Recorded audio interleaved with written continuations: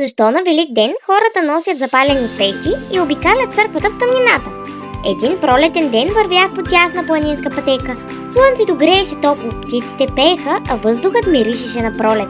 Изведнъж пред мен се появи голям красив хотел. Изглеждаше като от приказка. Имаше парзалки, басейни и много забавления.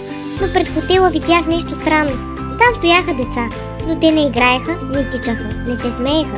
Всички гледаха в телефоните си. Тъжно, нали? Малко се натъжих. Тогава си помислих, май е време да им покажа една тайна.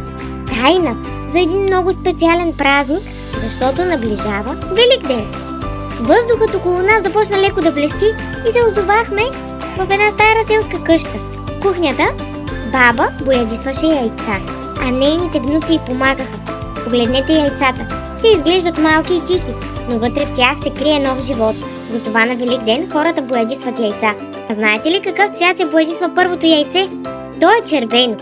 Първото яйце се боядисва червено, защото символизира живот, надежда и новото начало. Но това не е всичко. Изведнъж картината се промени. Бабата месеше заедно с децата тесто. Правиха пухкав козунак. А защо се прави козунак? Не само защото е сладък, а защото хората го правят заедно. Велик ден е празник, в който семействата се събират. Правят великденски корабийки, крият яйца за късмет, а децата тичат и търсят скритите яйца. Месят, смеят се и споделят времето си. Но най-магичният момент идва вечерта. Небето тъмнява, звездите се появяват.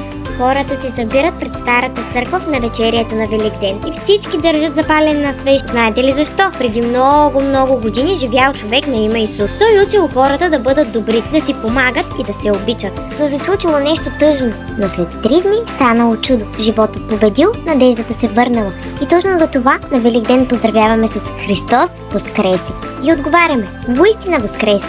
Затова на Велик ден хората носят светлина в тъмнината и обикалят църквата със свещ, защото са готови за чудо. Вятърът плъхва, усещате ли? И хоп, отново сме в хотела. Но този път нещо е различно.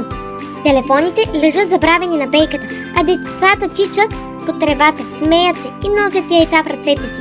Ето това е тайната на Велик ден. Това е време за светлина, за надежда и за хората, които обичаме. А ти какви цветове яйца ще боядисаш? Ще направиш ли корабийки или козунак с мама и баба? Ако искаш още интересни истории, последвай ме. А ако още не си се запознал с моите книжки, можеш да ги разгледаш на чудознайко.bg.